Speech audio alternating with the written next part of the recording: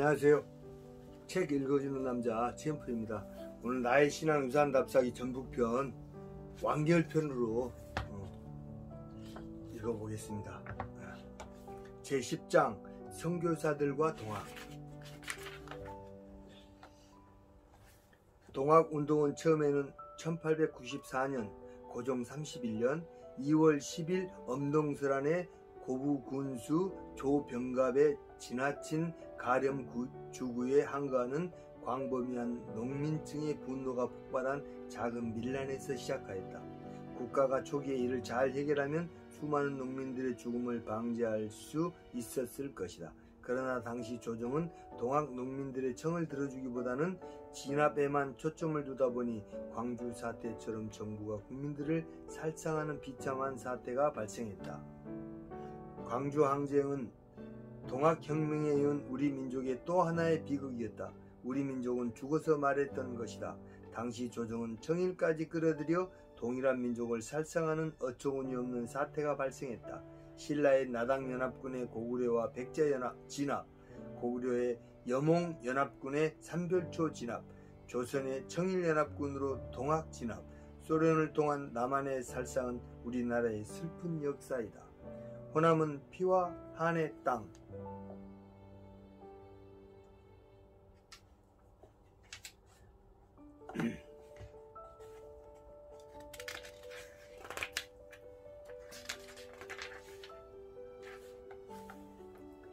또한 전두환은 자신의 권력 찬탈을 위하여서 북한과 싸워야 할 군대까지 끌어들여 광주 시민을 무참하게 학살했던 것이다. 공통적으로 희생의 대상이 된 것은 호남인들이었다. 그러므로 호남은 피의 땅이고 한의 땅이다. 삼별초, 임진란, 후백제, 동학과 광주 항쟁은 사라졌지만 호남은 여전히 피의 땅, 한의 땅으로 남아있다. 아마 호남의 한은 영원히 없어지지 않을는지도 모른다. 전주, 정읍, 영광, 완도, 목포, 광주는 호남인들의 붉은 피가 서려있는 곳이다. 나주, 강진, 화순, 보길도 등은 유배의 한이 서려있고 영광은 순교의 한이 서려있는 지역이다. 순천과 여수는 반란의 한이 서려있다. 반란군을 진압한다고 하면서 2400여 명이나 되는 민간인을 무참히 학살했다. 이처럼 호남은 피와 한의 땅이다. 한의 종교 동학은 종교로서 출발했지만 사회적 경제적인 이유로 인해 동학의 실천으로서 탐관 우리의 숙청, 동학 농민군의 참정권 요구, 양반 토호들의 타막 배격, 토지 재분배의 요구, 노비 해방 등 반봉건적 개혁 요구와 일본 세력의 배격 등 1884년 갑신정변 때의 개혁 정강보다도 더 큰 혁신적인 주장을 했다. 하나의 종교가 민족운동으로서 승격을 한 것이다. 결국 동학 농민항쟁은 1년 만에 전쟁에서 패배하여 해산되었지만 우리 시대의 동학이 주는 영향은 너무나도 크다. 농민들의 한이 표출된 운동이었다. 동학은 한국민족주의 운동으로서 반외세 반봉건적 운동이다. 척 외양이를 강하게 부르짖은 것을 볼 때 대외의 저항 정신이 강하고 대내적으로는 신분적 평등을 요구하는 폐정개혁 12개조에서는 근대적 성격도 나타난다. 그러나 동학혁명은 너무나도 많은 살상 피해를 냈다. 이처럼 동학은 서세 동점으로 위기의식이 고조되었을 때 나름대로 근대화로 나아가려는 일종의 위기적 상황에 능동적으로 대처하려는 종교를 기반으로 한 호국운동이었다. 그래서 한국 사람들에게 동학은 친숙하다. 성과는 거두지 못하고 실패로 끝났지만 민족의 가슴을 여미게 하는 민족의 정신이 살아있는 민중운동이었다. 이러한 동학운동은 3.1운동, 광주 민주항쟁으로 이어진다. 그렇다면 동학항쟁에 대해서 당시 개신교 선교사들은 이러한 사태를 어떻게 관찰했는지 지켜보는 것도 의미심장한 일일 것이다.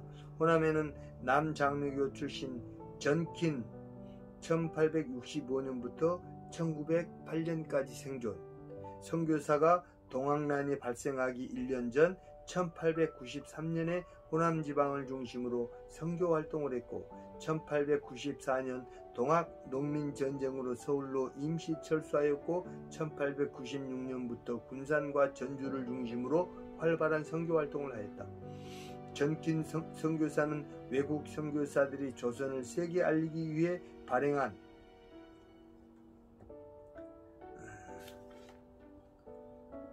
The Korean Report이라는 잡지에 1895년 2월 동학, 더 동학에 대해 글을 올린다. 그의 생생한 증언이 담겨 있다. 전키는 최재우에 대한 언급을 하면서 최재우는 서양 천주교에 대한 많은 관심을 갖고 있었고 천주교가 진정한 종교라면 조선 조정으로부터 왜 많은 사람들이 순교를 당했는가를 의아해하고 있다는 것을 전한다. 실제로 최재우는 서학의 천주 개념을 수용하면서 서학에 대응할 만한 종교를 동학이라고 창도하게 된다. 전키는 최재우의 신체험을 기술하기도 했다. 최재우는 어느 날 혼수 상태에서 신을 만났는데 신이 나를 경배하면 너를 사람들에 대한 권세를 갖게 될 것이라고 하면서 신에게 천주교가 진정한 종교입니까? 라고 하자 아니다. 가르치는 말씀과 하늘이 정한 것은 정신이나 그 사상과 정신은 진실하지 않다고 대답하였다고 한다. 동학의 상제 개념이 들어오게 된 것을 기술했다. 최재우는 천주교로부터 신의 개념을 끌어들였다. 그것이 기독교의 신과는 많은 차이가 있다고 할지라도 서학으로부터 유일신 개념을 끌어들이고 여기에 유물선을 가미시켜 혼합된 상태에서 동학을 창조한 것이다. 전킨 선교사도 최재우는 신을 만난 경험을 중시하여 창도의 계시로 인식하고 5가지 유교 관련 서적과 불교, 도교 등의 원리를 기초로 동경대전을 집필하였다고 보고 있다. 전키는 동학의 기도문 채택도 서학에서 왔다고 판단하고 있다. 이외에도 전킨 선교사는 충청도에서 살해된 동학교도에서 부적이 나왔는데 내용을 보면 부적을 넣고 다니면 수많은 악마를 물리칠 수 있고 무리에도 견딜 수 있고 자유자재로 공간을 이동할 수 있다고 되어 있다는 것이다. 전킨 선교사는 부적에 대해서 중국의 영향을 받은 듯하고 동학은 종교로서 출발하여 정치화되었는데 정치성을 표방하지 않았더라면 종교단체로서 살아남을 수 있었다고 주장하고 있다.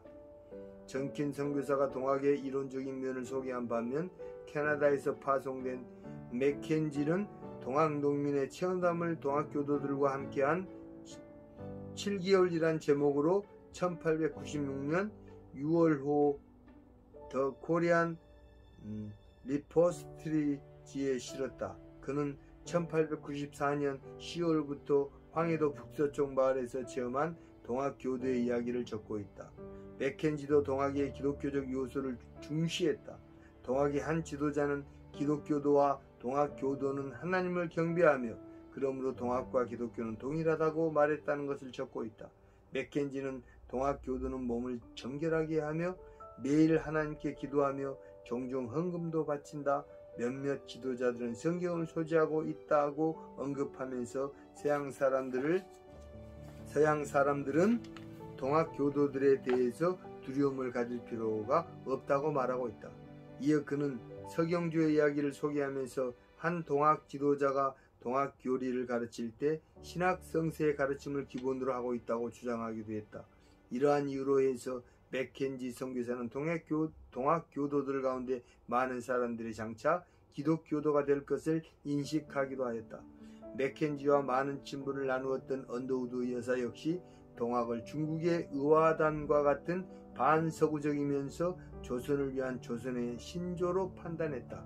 언더우드 여사에 의하면 동학의 명분이란 오리엔트 신조를 의미했으며 동학교도들은 서구인들, 서구적 사상, 서구적 개혁과 변화를 물리치고 옛날의 법과 관습으로 돌아가서 그것을 죄확립하고자 하는 요구와 뜻을 선언하였다고 했다. 반면 비숍 여사는 동학에 대해서 모두 중요하고 대규모로 조직된 운동이었고 명분 또한 분명하게 합리적이기 때문에 처음부터 동학의 지도자를 반란자라고 부르기보다는 무장개혁자로 부르고 싶었다고 하여 서구인들이 보는 관점이 공통적인 면도 있지만 다양한 면도 있었다. 이와 같이 당시의 서구 선교사들은 동학은 천주교로부터 와서 기독교의 영향이 상당히 지배적인 것으로 판단하였고, 나름대로 동학은 서학을 끌어들인 오리엔탈리즘으로서 사회 현실의 부조리를 보고 현실 개혁으로 뜻을 이루려는 실천 종교로서 보았던 것이다. 이러한 면에서 동학은 실천과 개혁을 추구하는 기독교와 많은 공통점이 있기 때문에 훗날 많은 동학인들이 교회로 들어왔고, 이들이 항일 개혁운동을 하는데 선두주자로서 역할을 한다. 백범 김구 선생도 처음에는 동학교도였다가 훗날 개신교로 개종하게 된다. 실제로 민족 33인 대표 중에 동학, 천도교 교도가 15명으로 절반 이상을 차지하는 것만 보아도 동학이 항일운동에 앞장을 섰고, 또한 기독교와 함께 할 수 있다는 것은 그만큼 동학에 기독교와 동일한 요소가 많이 있었다는 것을 암시해준다. 그러나 보온집회 1893년 4월, 보온집회와 금구집회 1893년 4월에서 동학은 첫 외양위를 내세웠고, 동학 교도들은 서학과 일본 상인들이 한반도에 침투하는 것을 우려했다. 서학의 범주는 기독교까지 포함하고 있었다. 이제 서양 오랑캐 학문이 우리나라에 들어오고 외추의 독이 외진에 넘쳤나니 망극하기 그지없으며, 흉악한 역도의 무리들이 서울에서 일어나니 이는 저희가 절치부심하는 일입니다. 심지어는 외국의 상인들이 각 항구에 들어와 무역의 이익을 독차지하고 전국을 탕갈시키고 있으니 백성들은 지탱하기 어렵습니다. 1893년 3월 동학교도들은 서울의 외국인 학당과 교회 등의 척양 내용의 방문을 붙이기도 했다. 1893년 3월 31일 미국 북장로교 선교사 기퍼드의 학당문에 예수교 배척 방문을 붙이기도 했고, 미국 감리교 선교사 존스의 집에는 목사는 퇴거하라는 방문을 붙이기도 했다. 전주에서 선교사들이 동학교도들을 만나면서 위협을 느낀 것은 사실이지만, 동학교도들이 천주교에 대한 경우와는 달리 개신교에 대해서 직접적으로 공격한 적은 없었다. 서울에 머문 선교사들의 노력으로 예수교는 천주교와 다르다는 것을 인식시켰기 때문에 일부 몰지각한 동학교도들 이외의 대부분 동학교도들은 예수교를 공격하지는 않았다. 전봉준조차 도는 다르나 청외 곧 항일 저항을 위해서는 신교가 비록 다를지라도 우리는 합심의 성업에 전진할지라고 하여 예수교의 적외성이 강력하였다는 것을 깨달았던 것이다. 이러한 연고로 동학과 예수교는 대립하지 않았고, 오히려 선교사들이 동학의 잔당을 많이 비신시켜 주었다. 이들의 일부는 선교사들의 도움을 통하여 하와이 사탕수수 농장으로 가거나 멕시코 에네켄 농장으로 가는 밀항선을 타기도 하였다. 동학의 정신은 일제시대에는 항일혁명으로, 쿠바에서는 사회주의 혁명으로, 군사정부에 대해서는 반독재로 투쟁을 하게 되어 호남정신의 일부가 되었다. 그러나 호남 땅을 치유하기 위해서는 선교사들의 사역이 필요했다. 호남은 선교사들을 통하여 조금씩 치유되기 시작했다. 제11장 치유의 땅 호남 전북. 호남 선교는 미국의 남장로교회 선교사들로부터 시작이 되었다. 그들이 들어오게 된 동기는 언더우드 선교사의 선교 보고로 인해 한국 땅에 사명을 갖게 되었기 때문이다.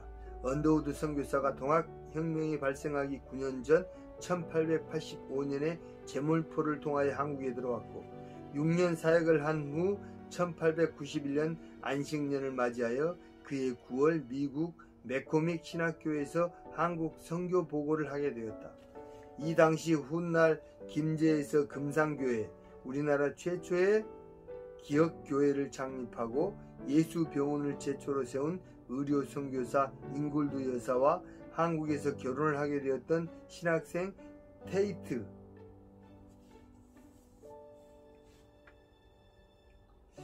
레위스 보이드 테이트가 매코믹 신학교에서 언더우드의 강연을 듣고 감동을 받게 되었다. 이러한 감동은 전주에서 서문교회를 사역하고 신흥학교를 세운 레이놀즈와 군산을 개척한 정킨에게까지 미쳐 그들은 호남 선교의 부름을 받았던 것이다. 예수의 행진은 이들을 통하여 호남에서 이어져 갔다.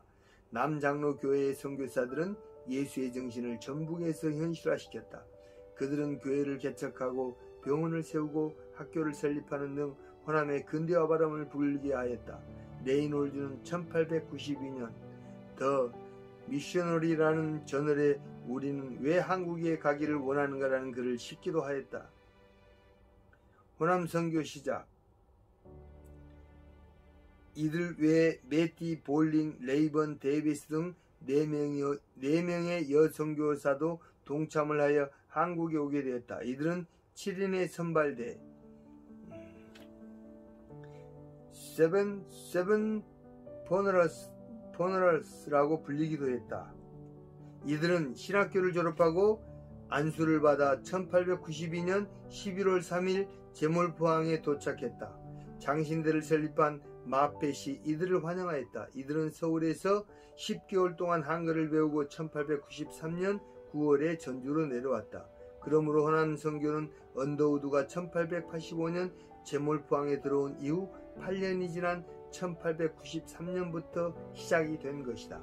이와 같이 7인의 선교사들은 세문안교회를 설립한 언더우드의 강연을 듣고 감명을 받아 1893년부터 호남 선교를 개척하게 되었다. 이들은 전주 스테이션, 군산 스테이션, 순천 스테이션, 광주 스테이션, 목포 스테이션을 만들어 체계적이고 계획적인 선교를 하게 되었다. 이들을 통하여 호남 행전이 시작되었던 것이다. 즉 예수의 행전이 호남에서 시작되었다. 서울로 컴백. 호남 지방을 선교하기 전에 레이놀즈와 드류 선교사는 동학혁명이 발생하던 해 1894년 3월 28일부터 5월 12일까지 약 45일간 호남 전 지역을 답사하였다. 신체 위협이 느낄 정도로 쉽지 않은 답사였다. 훗날 미국인 선교사 드류, 한국 이름 유대모, 1859년부터 1924년 생존. 유대모는 동학이 끝난 이후 전킨과 함께 군산에서 의료와 교육 활동으로 지역의 근대화에 크게 공헌한다. 당시 고종이 개항을 하기는 하였으나 서구에 대한 배타적 감정이 있고 선교를 하기는 쉽지 않았는데 설상가상으로 동학난까지 발생한 것이다.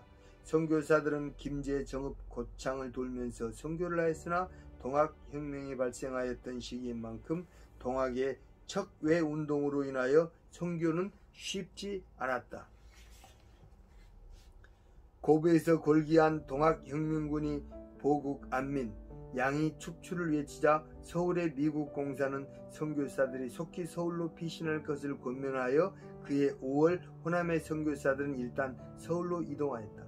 선교사들이 떠난 후 전주는 5월 31일 동학혁명군에게 점령당했다. 동학혁명 이후 선교사들의 사역. 동학농민운동은 1894년 2월 10일 발생하여서 1895년 4월에 지도자들이 모두 처형되면서 끝나고 만다. 선교사들이 호남을 답사할 때는 동학군이 광군에 승리하면서 기세가 당당했을 때이다. 전주에 있었던 선교사들은 미국 공사의 요청을 듣고 대부분 5월에 서울로 이동하였다가 다시 12월에 전주에서 사역을 시작하였다. 12월에 사역을 시작하게 된 이유는 동학이 일본군과 광군에 패하여 종말을 보였기 때문이다. 동학 농민들이 10월 말을 전후하여 전라도 삼례역에 모인 수는 11만에 가까웠다. 한 달이 지난 11월 하순에 이르러서는 전봉준이 거느리는 동학 농민군이 광군의 근거지인 공주를 향하여 진격하였으나 상당수가 이탈하여 북상한 수는 겨우 1만여 명밖에 되지 않았다. 동학 농민군이 일본군과 광군의 공격을 받아 처음으로 접전을 벌이게 된 것은 11월 27일 목천 세성산의 전투였는데 여기서 일본군의 기습을 받아 김복명이 붙잡혀 죽고 사상자 수백 명을 내고 패배하였다.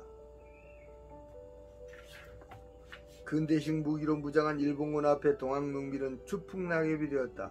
11월부터 동학농민은 일본과 제대로 싸움 한번 하지 못하고 패배하였다.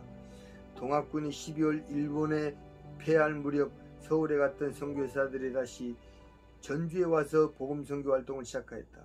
당시 전북은 초토화되었고 전염병이 창궐했고 전쟁의 후유증은 말로 다 할 수 없었다. 이러한 지역의 선교사들이 와서 예수의 행전을 써 내려갔다. 제12장 신앙유산 답사 전주 군산 김제. 전주 사역. 테이트는 남장로교 출신으로서 1893년 전주에 도착했고 잉골드는 의사로서 1897년에 전주에 도착했다. 그는 한강 이남의 최초의 의사이고 근대 병원을 세운 예수병원의 설립자이기도 했다. 테이트의 교회 설립. 1891년 9월 맥코믹 신학교에서 언더우드의 강연을 듣고 테이트가 한국 선교의 소명을 얻었고 그해 10월에 언더우드 선교사와 윤치호의 한국에 대한 강연을 듣고 전킨, 레이놀즈 등 7인이 한국 선교를 결심하게 된다. 7인에 선발되는 1892년 9월 7일 미국 남장로교회가 주관하는 파송 예배를 드렸다. 한 달이 지나 데이비스 양은 1892년 10월 17일 제물포에 상륙했고 나머지 6인은 11월 3일 제물포에 상륙했다. 테이트와 전킨 선교사가 한국에 온 지 11개월이 지난 1893년 9월에 서울에서 257km나 떨어진 전주 지방을 답사하게 된다. 동학혁명이 발발하기 전이었다. 이들은 1891년 전주에 미리 와 있었던 프랑스인 천주교 보둔의 신부로부터 한국 사람들과 교제할 때 필요한 조언을 받기도 했다. 테이트와 전킨 선교사는 서울로 돌아와 전주 선교에 대한 답사와 선교 여행에 대해 보고했다. 1893년 11월에 다시 테이트 선교사는 전주에 돌아와서 정혜원이 사는 은송리 집에 머물렀다가 서울로 올라갔다. 당시 전주는 동학교도들의 움직임으로 무언가 전쟁이 일어날 것 같은 상황으로 민심이 흉흉했다. 그래서 선교사들은 본인들이 직접 선교하기 어렵다고 판단, 자신들의 어학선생 정혜원을 미리 파송해서 전도를 하게끔 했던 것이다. 당시 레이놀즈 선교사는 1893년에 정혜원을 전주에 미리 파송을 했고 정혜원은 완산 및 은송리에 예배 초소를 마련하고 복음 전파를 시작했다. 전주 최초의 교회는 은송리에서 시작되었다. 테이트는 동학혁명이 발생하는 해인 1894년 3월 24일 두 번째 다시 전주로 와서 정혜원의 집에 머물면서 5월까지 답사 여행을 했다. 정혜원은 미리 전도를 하고 있었다. 전도를 받은 4명의 사람들이 찾아왔고 첫 예배를 드릴 때는 5명에서 8명이 함께 찾아와서 예배를 드렸다. 이것이 서문교회의 시작이었다.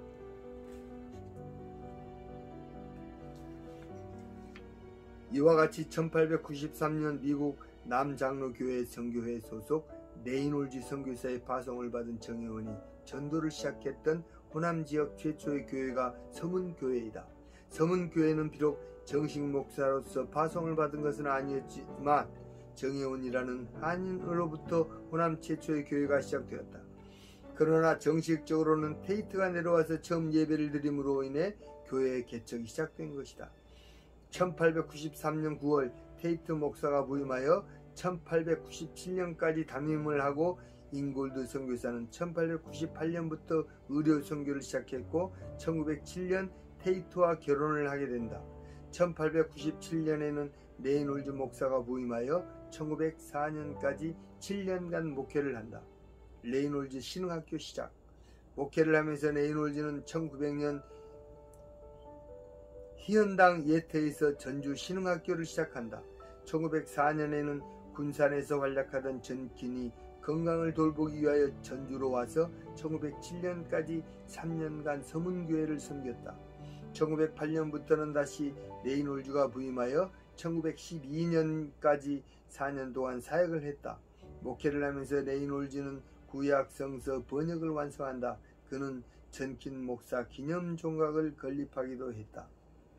이와 같이 전주 서문교회는 테이트가 설립을 하고 레이놀즈와 전킨이 와서 사역을 했으며 한국인 목사는 1912년 제5대 김병농 목사가 처음 부임하게 된다.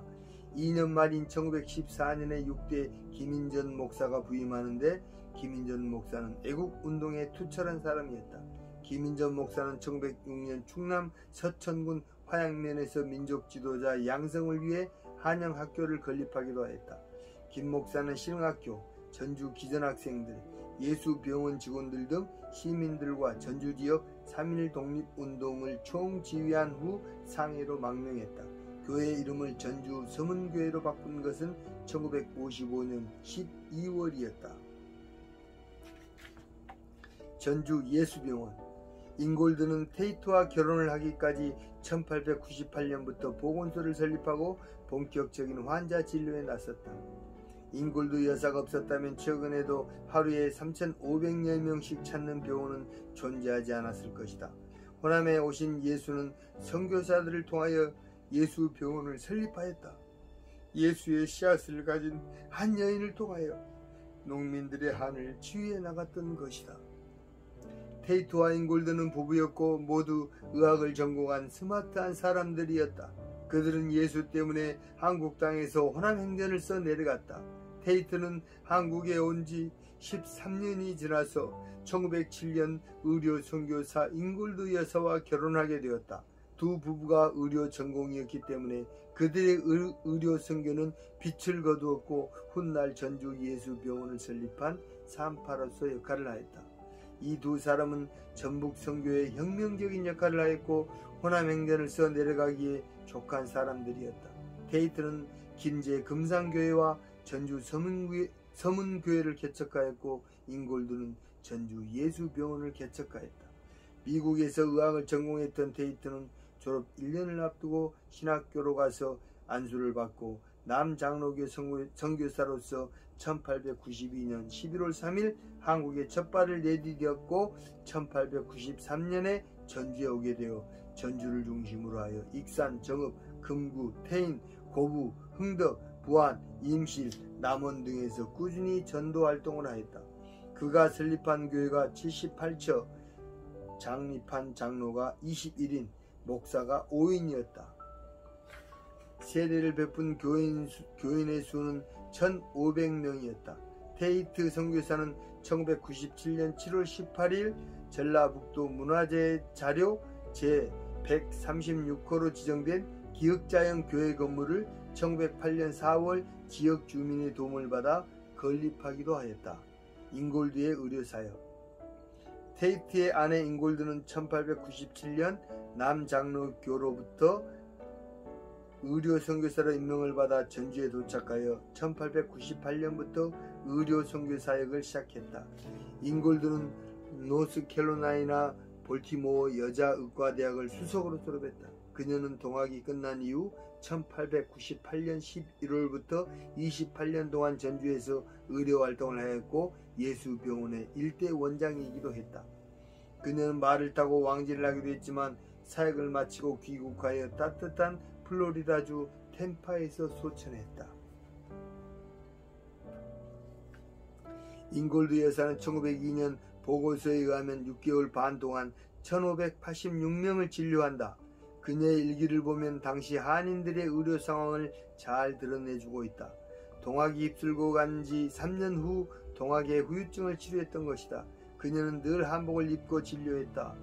1899년 12월 14일 그녀는 일기에서 태어난 지 3일 된 아이가 아프자 미라처럼 묶어두는 것이 이 지역의 관습이라고 하면서 아이를 여러 개의 끈으로 꽁꽁 묶어서 데려왔다고 했다. 1900년 2월의 일기에 의하면 한 여인이 팔 아래 거대한 종기가 난 3달 된 아기를 데리고 왔다고 하면서 그 이유는 아이가 태어난 후 너무 빨리 사람들이 방 안으로 들어와서 아기의 출산을 관장하는 귀신이 화가 나서 그렇게 됐다고 썼다. 1901년 4월 2일 일기에 의하면 4개월 된 아이의 눈이 멀었다. 그 이유는 얼굴에 습진이 났는데 비소가루를 바르다가 그만 비소가루가 눈에 들어가서 눈이 멀었다고 했다.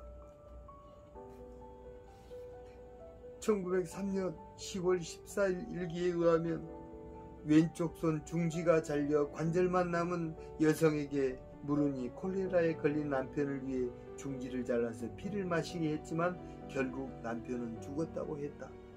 1903년 10월 17일 일기에서는 시력을 잃은 환자에게 시력을 잃게 된 이유에 대해서 물으니 어렸을 때 천연두에 걸렸는데 이웃 사람이 물고기와 보드나무를 같이 넣어 끓인 물을 주어서 그걸 먹고 눈이 멀었다고 했다.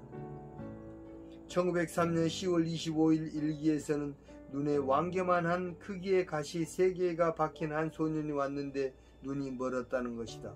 소년은 자신을 진료소에 데려다 줄 사람이 없었다고 말했다는 것이다. 1903년 12월 12일의 일기에 의하면 거의 죽어가는 여인을 데리고 왔는데 그녀는 집을 버리고 나가 다른 집으로 간 남편 때문에 집 귀신이 노해서 병이 난 것이라고 했다는 것이다.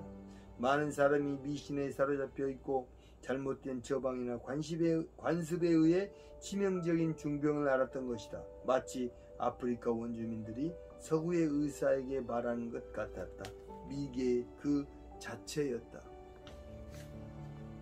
1904년 3월 26일 일기에 의하면 젊은 엄마가 손목에 특이한 상처가 생긴 아이를 데리고 왔는데 상처 자리에 빨간 모반이 있어 이유를 물은즉 어떤 사람이 엄마가 매일 핥으면 없어진다고 해서 매일 정성을 다해 모반의 피부가 벗겨질 때까지 핥았다는 것이다.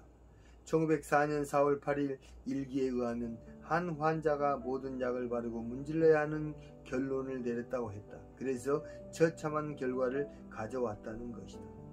잉골드 여사는 1903년 10월 3일부터 1904년 4월 30일까지 병원 방문객이 2107명, 병원 환자 수 67명, 왕진 106회, 입원 환자 52명이라고 했다. 잉골드 여사의 예수 사랑의 씨앗이 굴지의 병원을 설립하도록 했던 것이다. 예수 병원은 선교사들의 전적인 헌신에 의해 큰 결실을 거둔 병원이다. 더 이상 미신적인 진료는 없었고 임상경험의 데이터와 과학적인 진료에 의해서 병을 치유해 나갔던 것이다. 호남의 많은 사람들이 선교사가 세운 예수 병원을 통하여 새 생명을 찾게 되었다. 잉골들은 샤머니즘과 미신, 잘못된 관습에 사로잡힌 사람들에게 그리스도의 정신을 갖고 한 명씩 치료해주면서 선교사들을 통하여 예수의 행전을 이어갔던 것이다. 전주 예수병원 박물관에 가면 잉골드의 유품인 블라우스, 구두, 성경과 사진이 있다. 그러나 그녀는 수많은 사람들을 살렸지만 그녀의 자녀는 살리지 못했다. 그녀의 딸은 1910년 9월 15일 한 번의 빛도 보지 못하고 사산에서 예수병원 선교사의 묘역에 잠자고 있었다. 윌리엄 클라크 선교사의 아들도 1912년 12월 3일 태어나 1914년 5월 20일까지 2년간 살다가 풍토병으로 소천했다.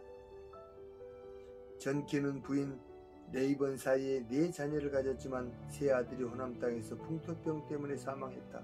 딸만 살아남았다. 그들은 모두 예수병원 묘역에 묻혀있다. 전킨의 큰아들 교지는 1893년 4월 23일에 출생하였는데 1년 7개월 만인 1894년 11월 30일에 사망했고 1899년 1월 8일에는 둘째 아들 시드니를 낳았는데 같은 해 3월 17일 2달 만에 사망했다. 다시 1903년 4월 3일 세 번째 아들 프란시스를 낳았는데 생후 20일 만에 사망하게 된다.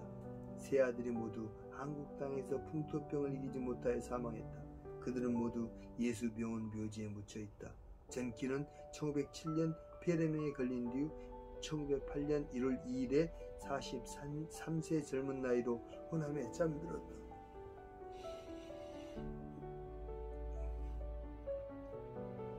그러나 전킨의 부인인 레이번 여사는 자녀의 사망에도 불구하고 한국 학생들을 가르치는데 열정이 있었다.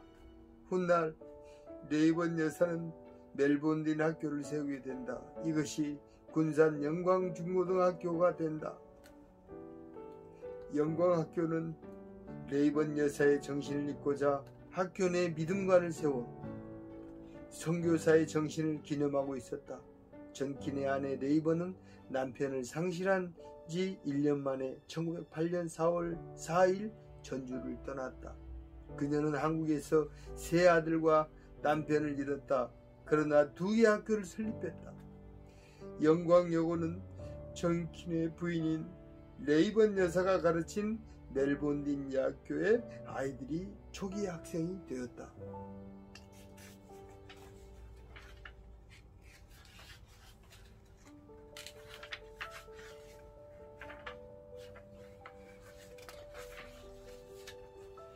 군산 선교의 대부였던 정킨은 말을 타고 다니면서 전도에 열중이었다.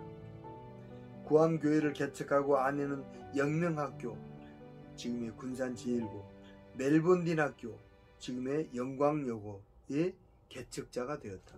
정킨의 하나 남은 딸을 통한 외손자가 다시 할아버지처럼 선교사가 되어 정킨의 사역을 잇는다. 윌리엄 데이빗 레이놀즈, 한국명 이눌서, 테이트와 잉골드 부부 이외의 호남 선교의 영향력을 강력하게 행사한 사람은 고전어 능력과 번역이 뛰어난 평양신학교 교수이며 1906년 3월부터 1907년 8월까지 게일 목사가 안식년으로 강단을 비우게 됨에 따라 대신 연동교회 강단을 맡은 레이놀즈였다. 전주 서문교회를 사역할 때도 많은 부흥을 가져왔을 정도로 그는 설교와 번역에 뛰어난 사람이었다. 그는 연동교회에서 임지 재임 동안 교인들 가슴에 이름표를 붙이도록 해 600여 명 교인들의 이름을 모두 외울 정도로 천재적인 사람이었다. 레이놀즈 선교사는 1887년 버지니아 햄펀 시드니 대학을 졸업하였고 라틴어 헬라어의 고전어 실력과 프랑스어, 독일어, 영어 실력까지 뛰어나 하나님의 번역 선교 사역을 위해 미리 예비한 사람이었다.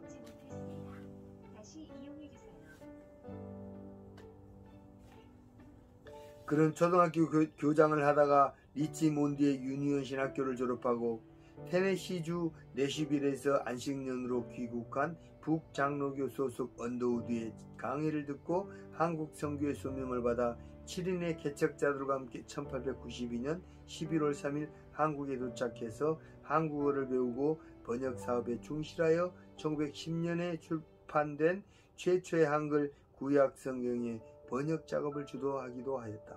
당시 레이놀즈와 함께 왔던 7인의 개척자들은 전킨,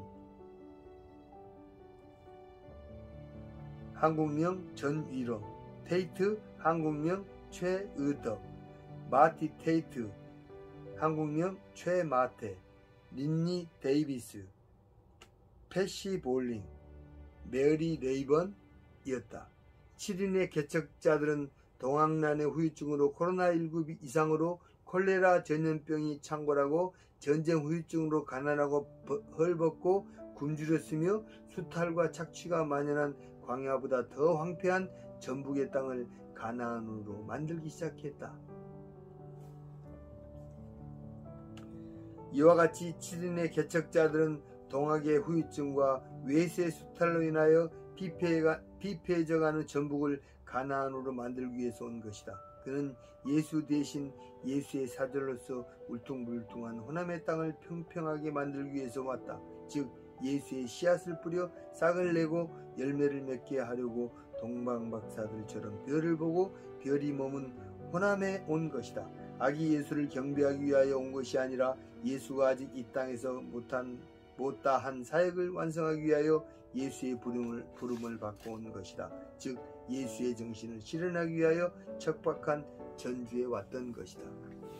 레이놀즈는 호남을 가나안 땅으로 만들기 위하여 1892년 말에는 호남 선교를 위해 충남 지역을 답사했고 1894년 3월에 의료 선교사인 드류와 함께 군산에 도착해서 말을 타고 전주, 김제, 영광, 한평, 무안, 우수영, 순천, 좌수영 등지를 순방하면서 복음을 전했다. 당시 동학이 발생하여 동학 농민들이 척외양이 구호를 외쳤기 때문에 서구 선교사로서 생명의 위협이 있음에도 불구하고 사도 바울처럼 복음을 전했다. 그는 1897년 3월 27일에 뒤늦게 도착한 두류 의사와 함께 전라도 일대를 탐험하면서 전라도 여행기를 남기기도 했다. 그는 낮에는 발로 복음을 전하기도 하였고 밤에는 성경을 번역하고 책을 썼다. 7인의 개척자 중에 학문적 소양이 가장 뛰어났고 한국어 실력이 제일 좋아서 북장로교와 감리교가 공동으로 수행하는 성서 번역 사업에 공헌하여 1910년에 출판된 최초의 한글 구약 성경의 번역 작업을 주도하기도 하였다. 교육 활동으로는 조선 예수교 장로회 신학교에서 1917년부터 1937년까지 어학교사 및 조직 신학교수로 재직하였고 기독교 최초의 저널인 신학진함의 편집인 등으로도 활동하기도 하였다. 이론과 실천에 뛰어난 호남의 사도 바울이었던 것이다. 1937년 신사참배로 평양신학교가 폐쇄되자 한국에서 그의 사역도 막을 내렸다. 미국에 머물면서 한국에 1950년 6월 6.25 전쟁이 발생한 지 1년이 지난 1951년 미국 노스캐롤라이나 선교사 휴양지인 몬트리에서 여성을 보내다가 소천했다. 레이놀즈는 한국 선교의 이론과 실천으로 전도 목사로서 교수로서 가장 영향을 많이 끼친 천재 선교사였다. 호남이 다른 지역에 비해 가장 복음화율이 높았던 것은 의료 선교와 학원 선교 때문이었다. 동학 이후 피와 질병으로 물든 척박한 호남 땅에 복음의 씨앗이 잘 먹혔던 것은 동학혁명 이후 희망이 없었던 백성들에게 질병을 치료해주고 동시에 복음을 전하고 학교를 세웠기 때문이다. 병원과 학교를 설립하는 것이 없었다면 복음화율은 저조하였을 것이다. 특히 전쟁이 쓸고 간 상흔은 너무나도 컸다. 마침 동학혁명 이후 선교사들이 호남 땅에 내려와 치유하면서 선교를 한 것이 민중들의 관심을 끌기에 충분했다. 기전대학.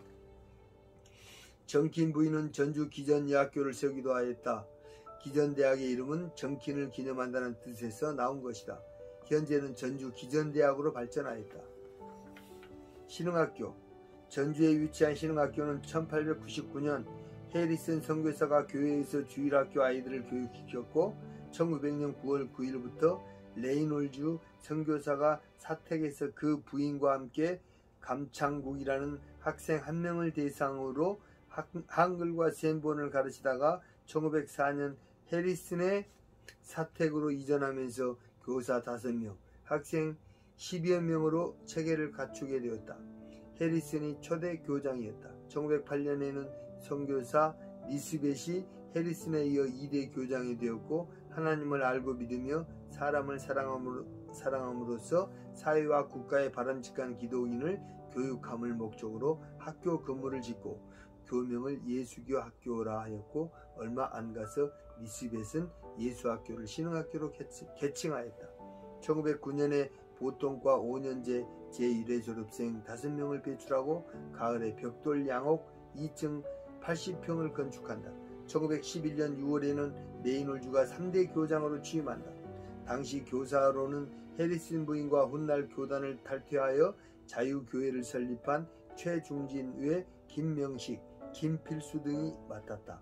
학교 건물을 위해 후원한 리처드슨 여사를 위한 리처드슨 홀도 있다. 1928년 6월 20일 3층으로 미국식 겹벽돌 건물로 지어진 리처드슨 홀의 현관이다. 리처드슨 홀은 본관으로 사용되다가 1982년 9월 10일 화재로 본관이 소실되었다.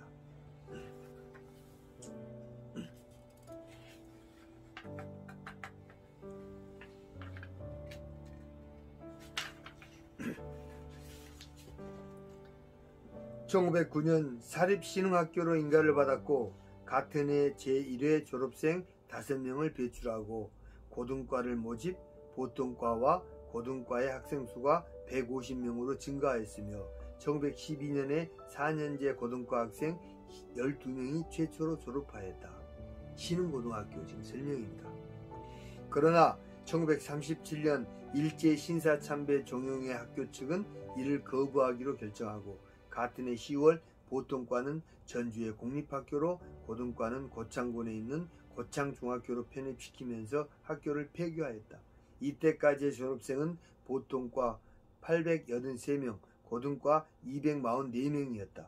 그러나 해방 이후 1946년 복교 준비를 진행하고 그해 11월에 정부로부터 3년제 신흥 초급 중학교로 인가를 받아 240명의 학생을 선발하고 장로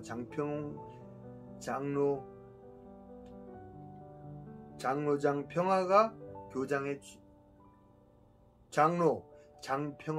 교장에 취임하였다. 1950년 1년제 전수과를 설치하였고 같은 해 4월 교육법 개정에 의하여 신흥중학교와 분리되어 신흥고등학교로 개편되었다. 정세균 국무총리가 이 학교 출신이다. 학교 연역은 1909년 9월 레이놀즈 인울서 선교사의 집에서 시작되었다고 되어 있다. 1909년 사립신흥학교로 인가받아 1919년 3월 13일에는 3.1운동의 주도적 역할을 했다고 한다. 1937년에 신사참배로 인해 문을 닫고 1947년에 문을 다시 열었다. 교직원들은 신흥학교가 1900년 남장로교 선교사에 의해 설립된 120년 전통을 갖고 있으며 3.1운동, 광주 학생 항일운동 등 일제강점기에 이 지역에서 독립운동을 하는데 주도적 역할을 했다고 말한다. 또 하나님을 경외하고 세상의 빛과 소금이 되는 사람을 기른다라는 건학 이념을 바탕으로 진리를 탐구하고 사랑을 실천하며 정의를 실현하는 교육은 학교의 운영 철학이며 핵심 가치라고 말하고 있다. 레이놀즈가 세운 건학의 이념을 그대로 물려받고 있다. 우리 신흥학교는 1900년 미국 남장로교 선교사의 집에서 학생 1명으로 시작하였습니다. 일찍이 신흥학교가 세워진 사마제는 1700년경 전라감사 김시걸이 신학문을 연 희연당 터이기도 합니다. 그렇다면 우리 신흥학교는 120년이 아니라 320년 역사의 학교, 우리 민족의 역사를 고스란히 간직하고 있는 호남의 최초의 학교라 할 수 있습니다. 우리 학교는 한말의 국권회복운동과 3.1운동, 광주 학생항일운동 등 일제강점기 이 지역에서 독립운동을 하는데 주도적 역할을 하였으며 일제민족 말살정책과 신사참배를 거부한 폐교선언, 그리고 해방 후 군부 독재에 항거한 5.27 신흥민주화운동 등 정의로운 정신과 실천이 지금도 면면히 신흥인의 가슴속에 이어지고 있습니다. 하나님을 경외하고 세상의 빛과 소금이 되는 사람을 기른다라는 건학 이념을 바탕으로 진리를 탐구하고 사랑을 실천하며 정의를 실현하는 교육은 학교의 운영 철학이며 핵심 가치입니다. 학교를 구성하는 교직원과 학생들은 서로를 신뢰하며 배우고 가르치는 일에 열심을 다하고 있습니다. 교직원은 학생들의 삶을 세워주고 학부모들은 이를 지지해주며 5만여 동문들은 멘토가 되어 후원하고 격려하고 이끌어줍니다. 신흥학교 홈페이지. 군산사역 전킨과 드류. 초대교회에 바울과 바나바가 있었다면 군산성교회는 전킨과 드류가 있었다. 전킨은 1865년 버지니아 크리스천 버그에서 판사의 아들로 태어나 워싱턴 대학과 리치몬드 유니온 신학대학원을 졸업하고 레이놀즈와 함께 1891년 전국 신학교 해외 선교연합회의 내시빌 집회에서 언더우드의 강연을 듣고 선교사가 되기로 결심했다. 미국 남장로교회로부터 파송을 받아 한국 파송 7인의 선발대로서 1892년 11월 3일 테이트 레이놀즈와 함께 한국에 상륙했다. 동료 선교사 테이트는 전주에서 선교를 하고 전키는 1896년 2월에 군산에 선교지부를 설치하고 전도한 교인들과 함께 자신의 집에서 예배를 시작하여 군산 구암교회와 개복교회를 개척하였다. 전킨이 설교하고 드류는 의술을 베풀었다. 전라도 선교 25주년 예배록을 보면 동학혁명으로 인하여 그에 이사하지 못하고 1896년 2월에 전 목사의 온 가족이 경성에서 이사해 오고 유대모 드류 씨의 가족은 2달 후에 와서 자기 사랑의 진료소를 열고 환자를 진찰함으로 인심을 얻었으며 진찰 시에 기다리는 환자에게 전 목사가 전도하며 자기 집 사랑에 오는 손님을 대접하며 주일이면 예배를 인도하였습니다. 라고 되어 있다. 당시 두류 의사의 진료소에 환자들이 몰려들면 전킨 선교사는 이들에게 쪽복음을 전했다. 해리슨 선교사 의사는 당시 군산의 사람들에 대하여 사람들은 무식하고 미신적이었으며 남자들은 술고래였고 노름을 했다. 여자들은 잘 싸우고 샤머니즘을 숭배했다. 그럼에도 불구하고 외국인 선교사들에게 마음에서 우러나는 환영을 했다. 외국인 부인은 공적인 장소에 나타날 때마다 큰 구경거리였고 많은 군중들이 몰려왔다고 했다. 전킨과 두루가 군산에 내려갔을 때 군산은 집이 100가구밖에 되지를 않았으나 주일마다 약 40여 명의 신도들이 모였다. 전킨이 개척한 개벽교회에서 전킨은 최초로 김복래와 송영도 형제에게 세례를 주었고 차일선 형제는 당시 믿음의 결단을 하고 자신의 집을 예배 처소로 헌납하기도 하였다. 전킨의 새로운 집은 1899년 12월 21일에 완성되면서 군산교회는 없어지게 되고 전킨 사랑에서 예배를 드리는 국말교회, 구암교회의 시대가 열리게 되었다. 군산 구암교회는 구암동산에 자리잡은 미국 남장로교 군산선교부의 전킨, 한국명 전위렴, 드류, 한국명 유대모 선교사에 의해 설립된 교회이다. 구암교회는 일제강점기였던 1919년 서울 파고다공원에서 3.1 독립만세 운동이 일어난 나흘 뒤인 3월 5일 한강 이남 최초로 항일 독립만세 운동이 시작된 항일운동의 역사적 장소이다. 3.5 만세운동은 전킨 선교사 부부가 설립한 구암동산에 있던 영명학교 교사와 학생들, 멜본딘 여학교 학생들과 구암교회 교인들이 중심이 되었다. 기독교는 전봉준이 판단했던 것처럼 처음부터 항일운동에 앞장섰다. 국말 예수병원, 사무원, 주민 등이 합세해 총 28회의 항일 시위를 벌이다 사망 53명, 실종 72명 등 희생자가 발생했다. 군산 사람들은 예수의 이름으로 독립을 하고자 순교의 정신으로 투쟁하였던 것이다. 초가집교회는 세월이 흐르면서 군산 3.1운동 기념비가 있는 역사적 교회로 변모하였다. 선교사들이 뿌린 선교의 씨앗들이 교회를 통하여 호남을 치유하는 교육과 병원을 꽃피우게 되었다. 1899년 가을에 부울 목사가 부임해 오면서 구암교회는 1900년 봄에 95명이 세례를 받을 정도로 급성장했다. 정킨은 1894년에 장남을 잃고 그 뒤에 둘째, 셋째를 잃었다. 1900년에 그는 몸이 취약해지면서 안식년을 얻어 귀국하였고 그 이후 불목사와 두류 의사가 사역을 함께 해나갔다. 두류도 건강상의 이유로 1901년에 귀국을 하자 1902년에는 두류를 대신할 알렉산더가 군산에 부임하였다. 한국인 의사 탄생. 알렉산더는 군산에 도착하자마자 아버지가 소천하는 바람에 다시 귀국했고 대신 불목사의 의학생이었던 오궁선을 미국으로 데려다 루이빌 대학에서 의학 공부를 시켜서 한국인 최초의 피부과 의학 박사가 되게 했다.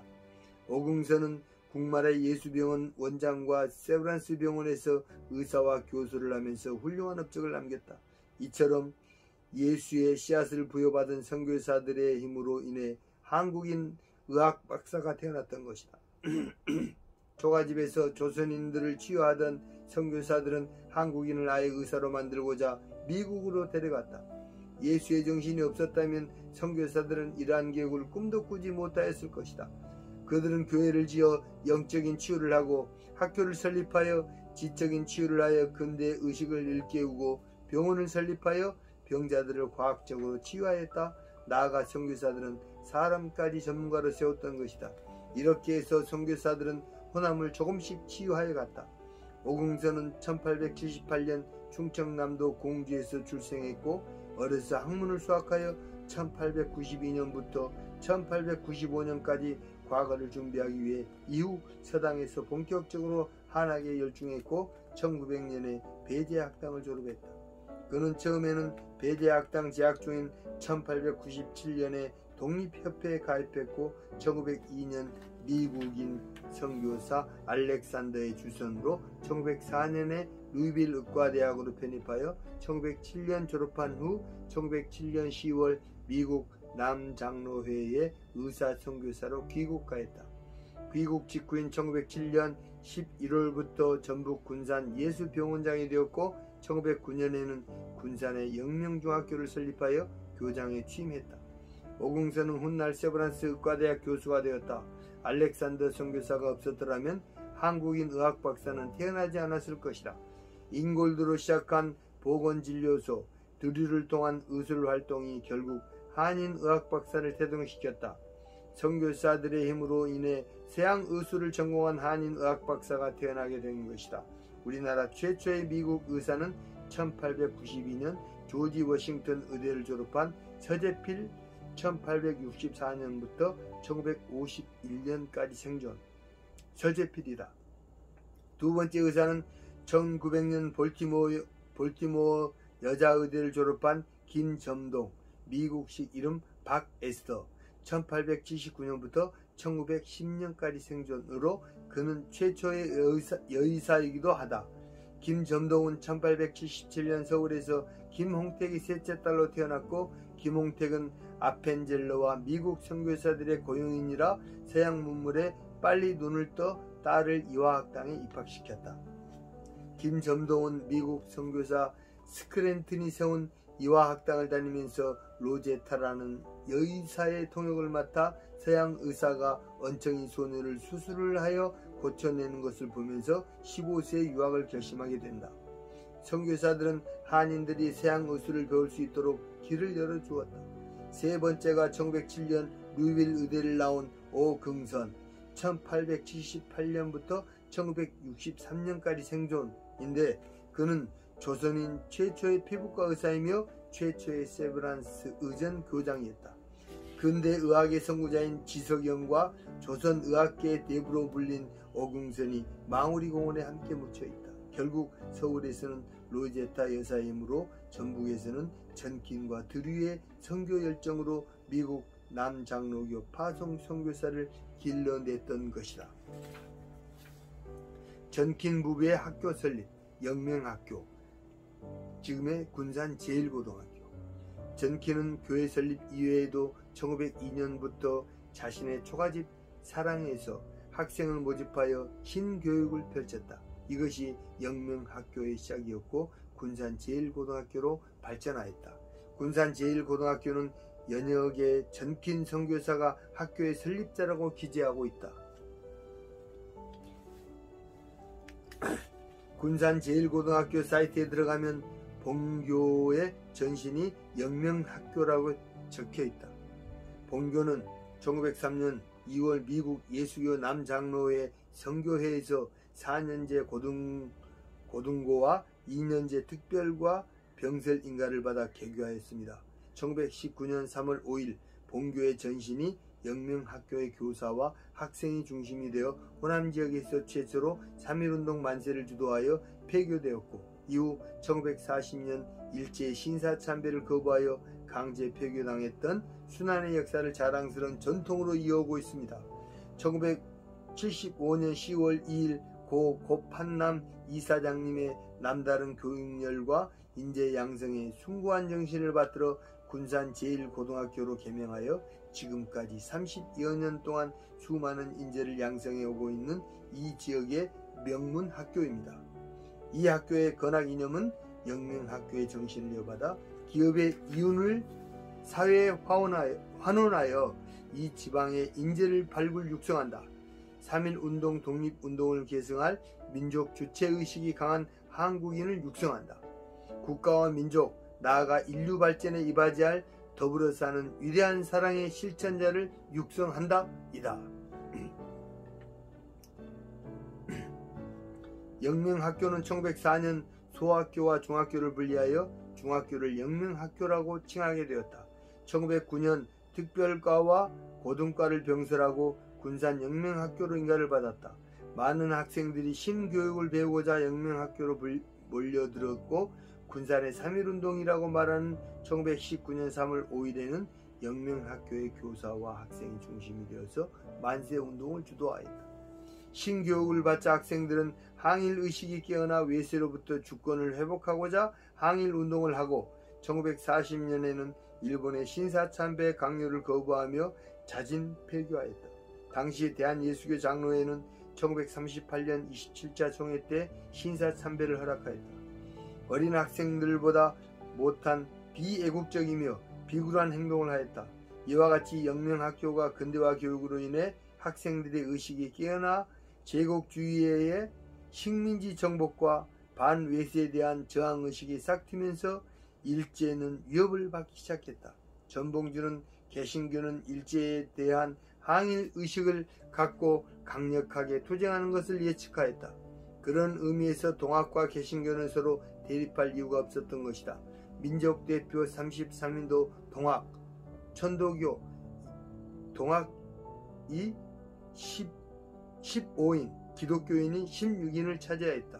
이러한 면에서 동학과 개신교의 공통점은 강력한 항일의식을 갖고 있었다.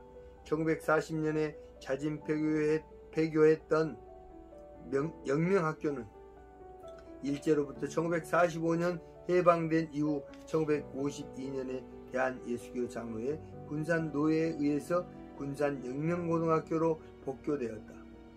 이후 1965년 4월 21일 야간부와 영광여자중고등학교, 당시 멜볼딘 여중고가 분리 독립하여 이전하였다.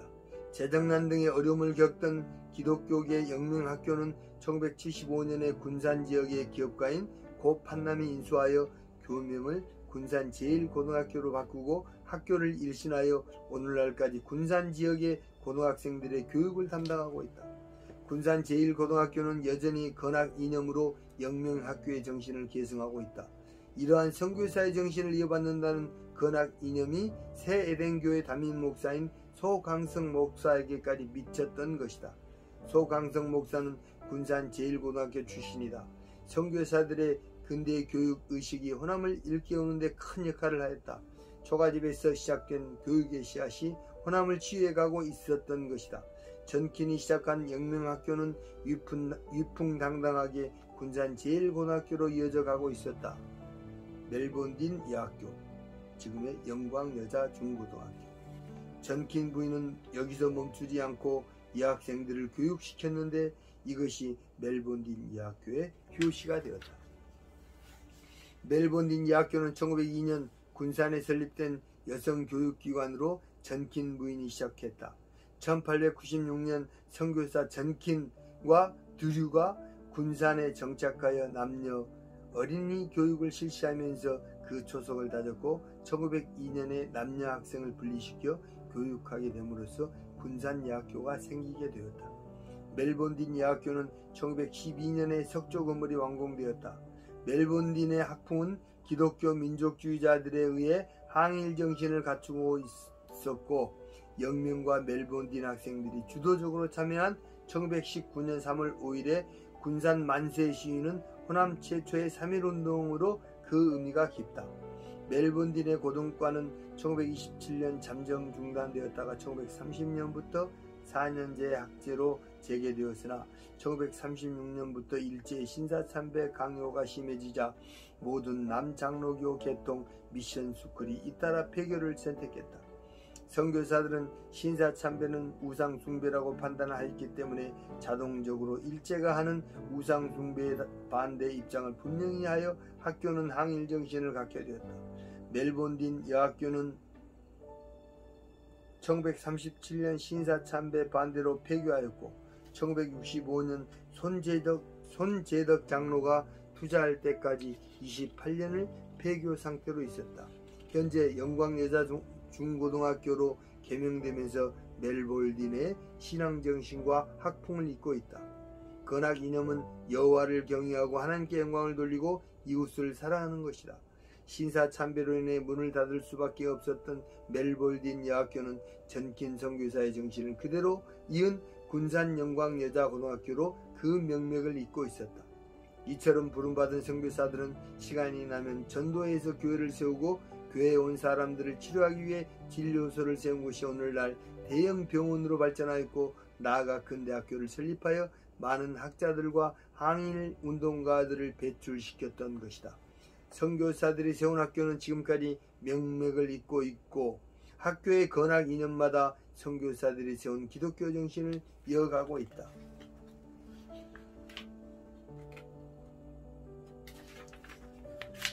김제사역. 테이트 선교사가 선교활동을 하면서 조덕삼, 이자익, 박화서, 왕순칠 등을 만나 전도하고 조덕삼의 사랑지에서 예배를 드림으로써 금상교회의 기틀을 마련하였다. 금상교회는 우리나라 최초의 기역자 교회였다. 익산 두동에 가도 기역자 교회를 볼 수 있다. 금상교회는 마부였던 이자익이 2대 목사가 되었다. 그는 대한예수교 장로의 18, 33, 34대 총회장이 되고 대전신학교를 세운 전설적인 인물이었다. 당시 주인이었던 조덕삼은 장로가 되어 이자익 담임 목사를 잘 섬긴 사람으로 유명했다. 이자익의 손자는 이규환 장로로 훗날 연변과기대 교수가 되었고 조덕삼 장로의 손자는 조세영 국회의원이 되었다. 대전신학대학교에 이자익 목사 기념관이 있다. 2005년 4월 19일 행사가 열렸는데 400여 명의 내분이 참석했다. 이 중에 이자익 목사의 손자 이규환 장로, 대덕연구원, 공학박사, 중국 연변과기대 교수와 조덕삼 장로의 손자 조세형 전 국회의원, 주일대사 역임 장로가 참석해서 축사를 했다. 이규환 장로는 인사말을 맡았다. 여기서 이규환 장로는 조세형 장로에게 허리를 숙여 깍듯하게 인사를 하면서 우리 할아버지께서 주인을 잘 만났습니다. 만약에 우리 할아버지께서 주인을 잘못 만났다면 오늘날 우리도 없고 우리 할아버지도 안 계십니다라고 조덕삼 장로에 대한 존경을 표한 뒤 그때 가서 우리 할아버지의 후손들은 할아버지 업적만 자랑해서는 안 됩니다라고 해 사람들의 관심을 끌었다. 이규환 장로는 연변과기대에서 사역을 하다가 얼마 전에 암으로 세상을 떠났다. 조덕삼과 이자익은 미국 남장로교가 파송한 테이트가 전도한 사람들이었다. 테이트는 1905년 봄부터 조덕삼의 사랑채에서 조덕삼 부부를 비롯하여 마부였던 이자익, 같은 마을에 사는 박화서 부부 등과 예배를 드리게 되는데 이것이 바로 금산교회의 시작이었다.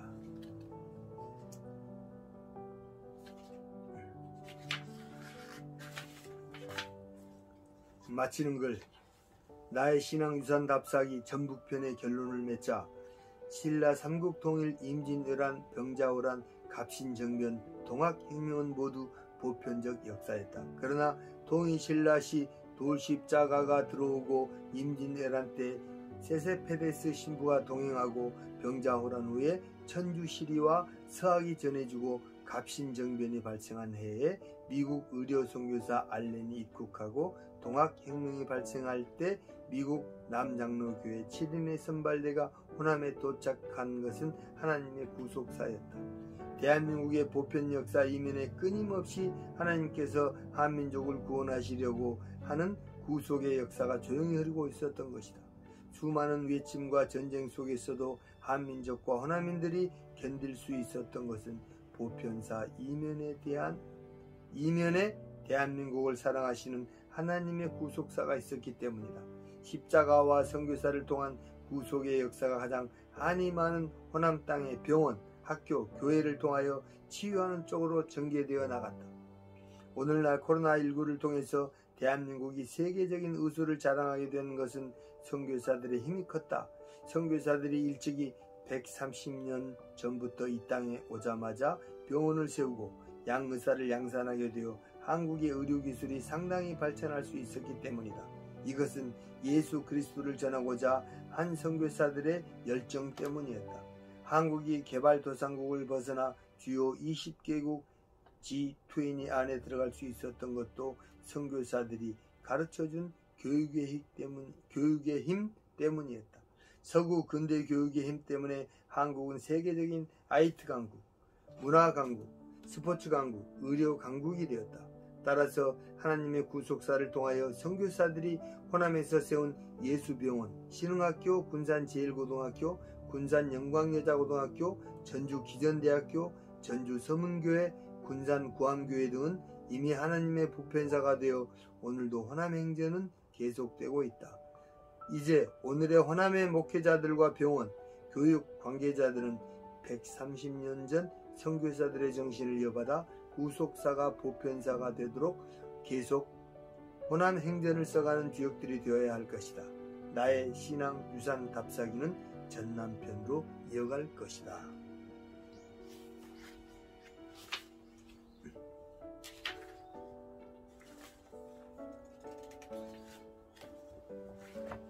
이렇게 해서 나의 신앙 유산 답사기 전북편, 오늘도 완결편으로 책 읽기 마쳤습니다. 챔프의 책 읽는 남자, 책 읽어주는 남자 챔프, 하나님께 감사 기도 드리고 모두 마쳐보겠습니다.